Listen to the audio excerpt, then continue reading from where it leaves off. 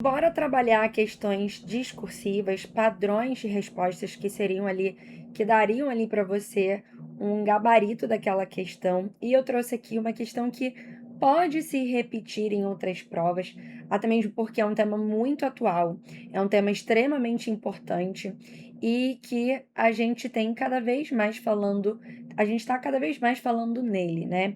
Que é questões ambientais, de mudanças climáticas, as consequências de mudanças climáticas, em um ano que a gente teve o anúncio de que será um ano de super El Niño, que é o ano de 2026, sendo que o ano de 2025 foi de Laninha, e a gente está vendo ali ondas de calor extremos na Europa, ondas de frio, né, que teve nos Estados Unidos, no Canadá. Então é preciso a gente discutir questões como mudanças climáticas, alterações nos sistemas atmosféricos e a consequência disso para nós, seres humanos, como que nós iremos sofrer os impactos, como serão, né, os planos e políticas de mitigação, quais são as partes da população que mais vão sofrer com isso. Existe um termo que tem sido utilizado bastante, né, nos últimos anos, que é o de racismo ambiental, para trazer à tona a discussão de que as populações mais pobres elas vão sofrer mais com as mudanças climáticas, com as enchentes, com as queimadas, né, com a piora da qualidade do ar, com a questão dos deslizamentos de terra, tá? Com as ondas de calor, até mesmo porque, né, se proteger desse sistema urbano extremamente quente é mais difícil para as populações mais pobres, que muitas vezes vivem em áreas mais insalubres, áreas sem saneamento básico, não têm condição de comprar ar-condicionado e etc. Então, assim, eu espero muito que questões discursivas, principalmente agora, no ano de 2026, no ano de 2027, venha muito forte essa questão das mudanças climáticas, da questão do El Niño, tá? Então, estejam preparados aí para saber montar questões discursivas que envolvam esse tema, show? E até mesmo, gente, para a questão de redação, tá? Apesar de parecer um tema aí muito batido, ele é um tema extremamente importante num contexto geral. Show? Vamos dar uma olhadinha aqui nessa questão que fala o seguinte: na nação insular de Tuvalu. Primeiro, ele já traz aqui pra gente que é uma nação insular, ou seja, um país que está ali em ilhas. As áreas insulares, elas serão as mais impactadas quando a gente fala sobre mudanças climáticas, tá? Lembrando que quando a gente está tratando de mudanças climáticas, a gente está falando de todo o contexto de mudança de padrão climático, tá? E o padrão climático a gente analisa com pressão, temperatura e umidade. Então tá mudando essas características. Ou seja, o padrão de alta pressão, baixa pressão está mudando, o que faz com que a gente tenha uma mudança no deslocamento de ventos, de massas de ar, na mudança de regimes de chuva, tá? Então, sempre quando a gente está falando sobre mudanças climáticas, a gente tem que pensar na questão mesmo de climatologia, que a gente aprende lá em geografia física, tá? E aí, no caso, quando a gente fala sobre mudanças climáticas, é para a gente fazer associação direto, né, com o aumento do efeito estufa e do aquecimento global, né, que gera o aquecimento global. Ano após ano, a gente tem tido recordes de calor, recordes de frio, tá? Então, isso significa que a gente está com um desequilíbrio climático muito forte. Então, ó, a gente está falando sobre desequilíbrios na atmosfera. Quando a gente fala sobre aquecimento global, não significa que todo o planeta Terra vai sofrer com aumento de temperatura, mas com aumento de temperatura na atmosfera e nos oceanos também, a gente tem esses desequilíbrios que podem fazer com que a gente tenha áreas mais quentes, muito mais quentes, e áreas mais frias, tá? Lembrando aí que em 2025 a NASA chegou a lançar um mapa falando quais seriam as áreas mais críticas nos próximos 50 anos, e aí o Brasil também está dentro dele, tá? Na nação insular de Tuvalu, na Polinésia, mais de 3 mil pessoas, quase um terço da população local, estão se candidatando para deixar a ilha. E aí, no caso, a gente está falando aqui sobre migração. Mas vamos adiantar aqui, né? Para vocês verem que essa migração, ela é uma migração que tem ali como fator repulsivo a questão climática, tá? Ou seja, fazendo com que essas pessoas, elas já sejam classificadas como refugiados climáticos. Show? Sua terra natal é uma cadeia de 9 atolls no Oceano Pacífico, situada apenas 4,5 metros acima do nível do mar. Então, é uma área que extremamente frágil, então que apresenta ali uma fragilidade ambiental muito forte, tá? É uma palavra que pode aparecer também aí nas suas provas, que você deve usar, fragilidade ambiental. Então, é uma palavra, é um conceito de muito destaque, tá? Situados apenas 4,5 metros acima do nível do mar, está sendo gradualmente submersa pela água. As imagens indicam a situação das áreas da capital do país em 2024 e projeções para 2050 e 2100, né? Então, olha aqui, a gente consegue ver, né, a linha de costa aqui, tá? Assim como a gente consegue ver a linha de costa aqui, e a gente já vê realmente a perda, né, de grande parte do país, principalmente na projeção de 2100, tá? Em 2021, então, o ministro das Relações Exteriores de Tuvalu, Simon Koff, colocou-se de pé com água até os joelhos e gravou seu discurso para a 26ª Conferência das Partes de Convenção dos Estados Unidos sobre Mudanças Climáticas, a COP, realizada em Glasgow, na Escócia, de 31 a 12 de novembro de 2021.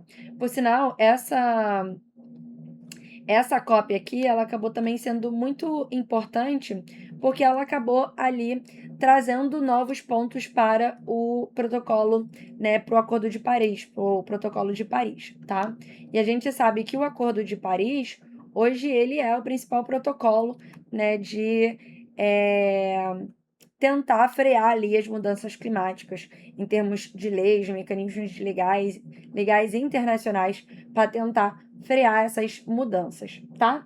Com base nas informações apresentadas em seus conhecimentos sobre a dinâmica climática global, responda: que fenômeno é possível identificar nas imagens? Gente, pra gente aqui nessas imagens está muito claro em falar que é elevação do nível do mar. E essa elevação do nível do mar é por expansão térmica da água, né? Ou derretimento das calotas polares, das geleiras, causados por um aumento de temperatura na atmosfera, tá? Então, tem dois aqui. Ele só pedia qual é o fenômeno possível identificar. Elevação do nível do mar. Então, mais tranquilo aí pra gente. Explique 2 impactos negativos que esse fenômeno pode representar para os países com baixas altitudes, como é o caso de Tuvalu. Gente, aqui o comando da questão já deixa pra gente que ele quer. Vou até aproveitar apagar aqui pra gente poder ter um espaço pra gente destacar aqui, né? Ele já fala pra gente sobre migração, tá?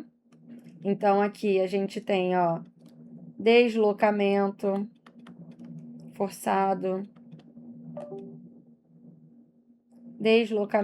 deslocamento forçado,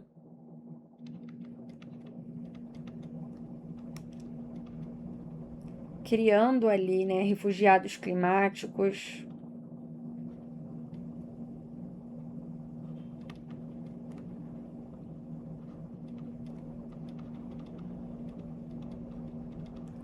Perda de população, perda de moradia da população, no caso, né? Perda de população, que essas pessoas vão precisar migrar, né? Perda de moradia da população local, né? A gente vai ter perda de áreas agricultáveis.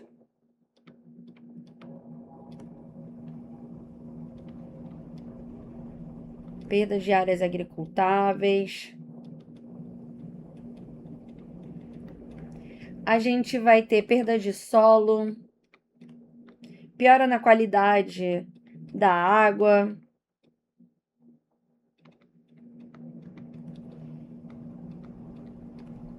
piora na qualidade da água, salinização dos aquíferos,